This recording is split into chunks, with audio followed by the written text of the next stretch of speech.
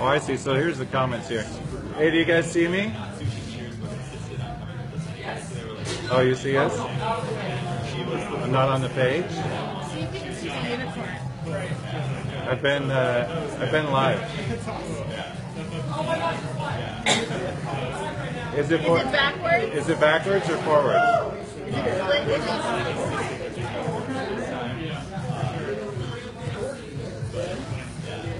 Okay, so I think we're good to start, right?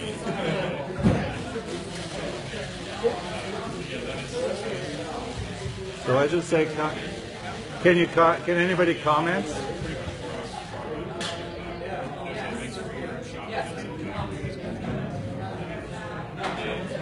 Okay. We got a like. We got a like. All right. Okay. So this is Tech Tuesday. Welcome to Eugene. This is the Eugene Tech first ever Tech Tuesday live stream. And my name is Mark Davis. I'm a moderator on the Eugene Tech Switchboard. That's the golden unicorn of awesome, and Julie Anderson hiding behind it. We're going to go ahead and start with the week in tech. So the big thing this week is way at the end on Saturday, Ferdy Lab is having their third annual pitch stream event, and we're going to hear a whole bunch about that here in just a second. It's out in Sprout in Springfield. And the night before that, on Friday, is a fun and free new event for founders only called the Founders Happy Hour downtown at the Wayward Lamb. That's being hosted by, somebody. I forget their name. So, and then the other big thing that's happening this week is this. We're having the first live stream of Tech Tuesday. So, a bunch of other stuff going on. You should check out the Switchboard to get all the links. Switchbeard.com is the short URL on that. And so on Tuesday, we got this going on. The Band Arduino group is doing some stuff. On Tuesdays is also the Eugene Makerspace Open Hack Night. Wednesday is a Bitforest Game Startup Coffee Meetup. Thursday is a SharePoint users group. The Coder Dojo is doing some JavaScript stuff. Bitforest Art Code Night is also on Thursday. Friday is a Startup Founder Happy Hour out in Springfield, maybe? I'm not sure. Friday is another Open Hack Night. And then, of course, Saturday is the Springfield pitch stream. So, segue, I'd like to introduce Julie Anderson. She's going to talk about that stuff. All right, you got to hold this. This is heavy brass. All right, so here's what I'm doing, you guys. I'm just reading from the Facebook page because that's where you should go. Go to the Facebook page and read all about this and sign up and join. What Facebook page? The Ferdy Lab Facebook page. So this is Pitch Stream 2016. This is awesome. It's a live pitch event. A bunch of startups are going to be there. They're going to give their 5-minute pitches. Several teams from the U of O. Kate Harmon's going to talk about to come support those students and other folks in the community who are doing a pitch. I'm going to MC the event. I have no idea what I'm going to say, so it's totally common. We'll just make that up as we go along. Saturday at 1 o'clock. From 1 to 4 down at Sprout in Springfield. Sprout is the food startup place right down on 418th A Street, so just off of Main Street, right downtown Springfield. You need some tickets. If you go to Facebook, you can find them, or if you just Google Pitch Stream Eugene, Oregon, or they're on the Ferdy Lab website, you can hit the Eventbrite and grab some tickets for that. Let's see. So, what else do I know about this? 1 to 4, downtown Springfield, local startups, some really great companies. I looked through Ferdy Lab's Facebook stream, and they have all the companies listed who are pitching. A bunch of people are making little videos about what they're doing. It's The judges are not deciding who wins. The audience is deciding, right? So that's going to be really cool this time. So you get to decide who wins. That's all I got so far. Thank you. All righty. Thank you very much. Bye. Thanks. So do you know how they're doing the voting? I don't know, but I'm going to find out tomorrow. Okay. So if we, do Tech Tuesday next week, I can tell you how they voted, but you're just going to have to show up. Sounds good. Well, thanks, Julie Anderson. There was a, how do you say data? I'm looking at the questions. And right now, Eric Erickson has a question. His question is, how do you say data? I don't say data, I say datum. Because data's plural. And our next special guest is Kate.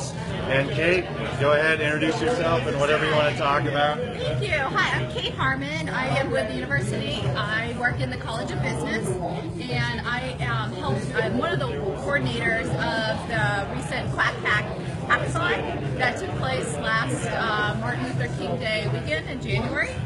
And I am here to see how to better engage the tech community in that particular event. It was a great success. We had like 118 students from 16 different majors in 6 states actually attended that event. And the most rewarding part of the whole experience that the students actually got out was actually working with the tech community.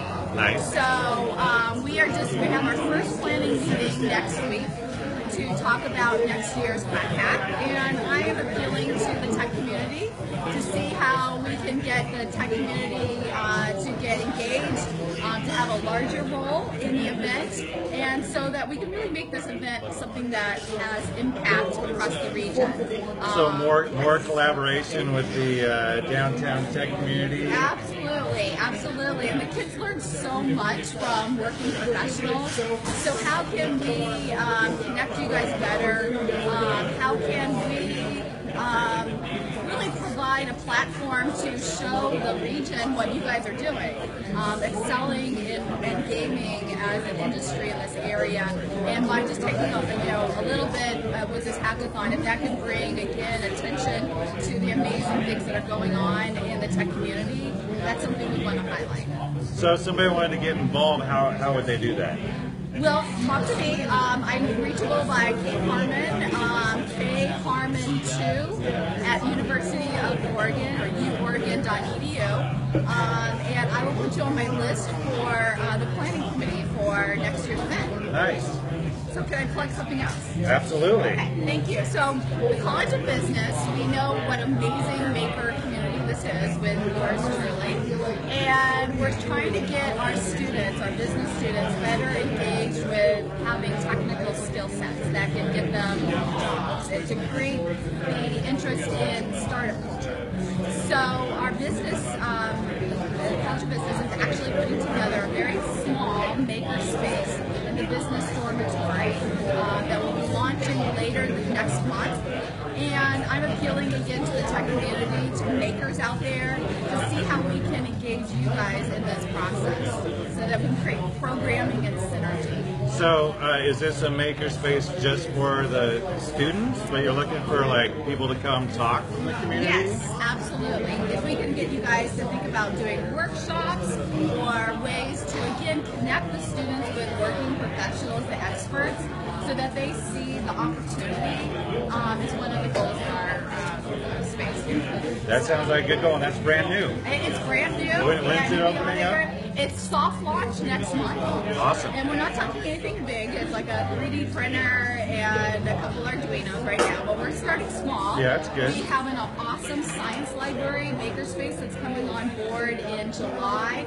That's for the first time going to be a makerspace open to all students on campus. Oh, really?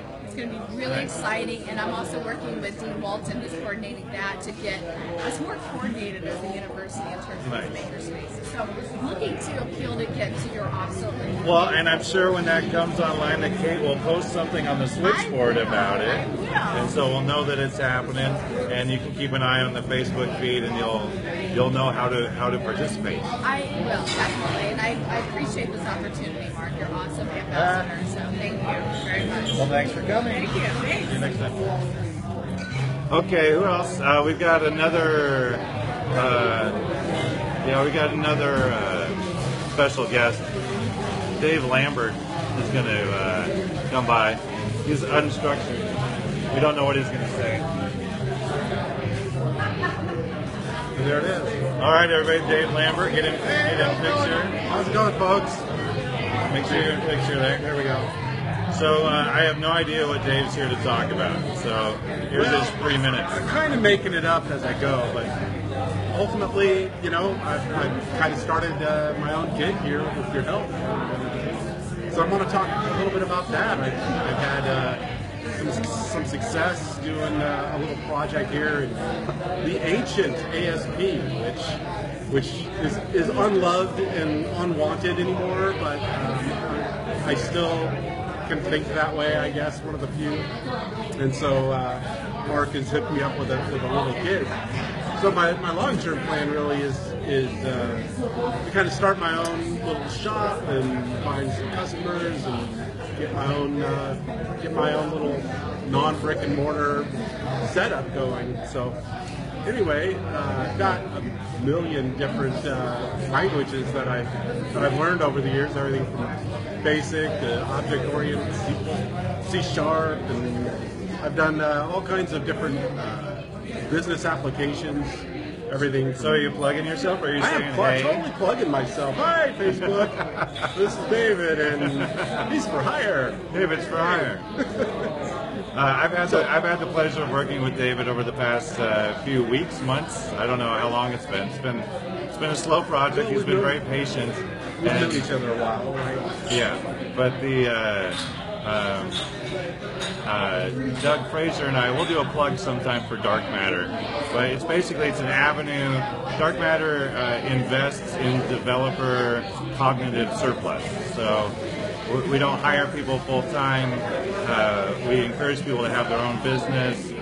We'd like to be one of your clients, and we kind of feed work to people. And so that's kind of our gig. And Dave's one of the early. He's number one. He's victim number one in the Dark Matter experiment. It's worked out good. It's been a lot of fun. I've had to learn a few good tools that Mark's taught me to basically manage the project and stay in communication with everybody. So we use things like Slack and Wunderlist and Goggle. We do all those things, but they work pretty well. Especially, for free stuff, it's like you get what you pay for, right? Yeah. And so right. we're using all the free tools that we can, sure. just because we're cheap, and also everybody knows how to use them. Everybody, yeah. So it's that lazy streak that we're both born with to some degree, I suppose.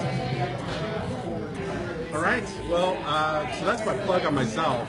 The one other plug I'd make is I have revamped my website and resurrected my Nothing Is Not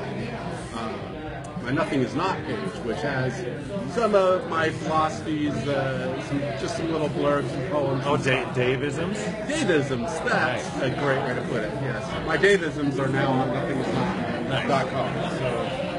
Well, go check out nothingisnot.com. I think we've got one more special guest. We've got a guy with interesting. Yeah, can you go grab him? He's got an intro. Sure, yeah, I'll go grab him.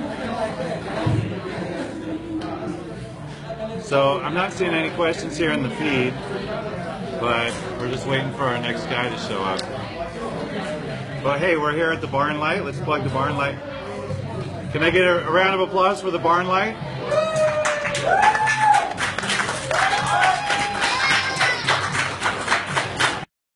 Let me give you here's a shot of everybody. Where do you want me to sit? working. Yeah, we're live streaming. Okie dokie. Come on in. Hey everyone. Introduce yourself, and you got 3 minutes of fame. All right, my name is Brad Stuart, and I am a techie. I have invented a new little instrument. It's a wind controller, and it plays virtually any instrument sound you want. It's very fast. It has an internal speaker. It has connectivity to something like an iPhone or an Android via Bluetooth, and it can play a zillion different sounds with very extreme emotional content, because you have breath control. You probably won't hear this because it's really noisy. But there's a little oboe trill. I have a 7-octave range, which you probably can't hear, but suffice to say it has the ability to do audio. It has an audio jack, so I can pipe into a giant rack of speakers if I want. Also has MIDI over Bluetooth, and it has USB. It also has earbuds, so you can sit here and practice your chops and not bother anybody. And you also have the fingering here, which can be emulate any instrument you want. It's completely configurable to your liking. Even a trumpet player can play this with something called electronic valve fingering. Built-in speaker, built-in lithium-ion battery. Don't mind this. This is the debugging code because it's still under development. This here is your octave selection. We have 7 octaves you can select from. You blow into it to generate sound, and it has 6 axes of motion detection, so one can create effects and modulations by movement, as well as a 2-axis modulation here, so I can put in things like a vibrato. So is that your wah-wah? Is that your wah-wah button? It could be my wah-wah button. Absolutely, I can map this into a wah-wah function, or I can map it as your whammy button. My whammy button, or even to bring in a second instrument or another sound that's at a harmonic, so that I can add in chords. So here's an example. Let me increase the volume here. So by modulating this, I can get the vibrato, and then by my breath, I can put in tremolo. Nice. Can I hold it for a second? Sure. It's only 10 ounces. 10 ounces. I just want to hold it like closer to the camera a little bit so you can see this thing. This is the only one of these in existence. Oh, right? I've got 3 others in my shop. Oh, he's got three others, but he's hand building these things. And 3D printed. 3D printed parts. He's hand building these things. And I think someday you'll be able to buy one. I hope so. But for now, you're looking at one of the few prototypes in the world. And it's made out of maple and other exotic woods I'm also using for this. Nice. Even plastics. Nice. Thanks, Mark. Now, if we wanted to follow you online, do you like keep track? Do you like have a blog or anything where you keep track of what you're doing? Not yet. Not yet. So I've been in the lab and in stealth mode. I'm about to start launching a website. I do have a website, aerosmith.com, but it's kind of nothing right now. But I plan to have a Twitter feed, and also I'm pulling together some videos so that people can see this in actual performance mode. Okay, so coming soon to an internet near you. To an internet near And you. are we going to see you at Maker Faire? I hope so. Eugene Mini Maker Faire is coming up next month. Hopefully we'll see him there. All right. Cool. Thanks, Mark. All right, have a good one. Bye-bye. Bye-bye. Well, we ran out of special guests. Last call for special guests. Oh, we got some questions here. I can actually hear you guys. Unexpected. That is unexpected. You are doing it. Liz Martin check-in. Yeah. Okay, that looks like we're pretty much wrapping up. This is the Eugene Tech Switchboard. Go to switchbeard.com for all your latest tech stuff that's happening. Use the Switchboard. It's a series of asks and offers to connect people with things they need. So if you've got a way to help people, if you've got a little cognitive surplus and you want to help out a startup, you can post it out there. If you're looking for artists or any digital creative, you can ask out there. So that's about it. Thank you very much.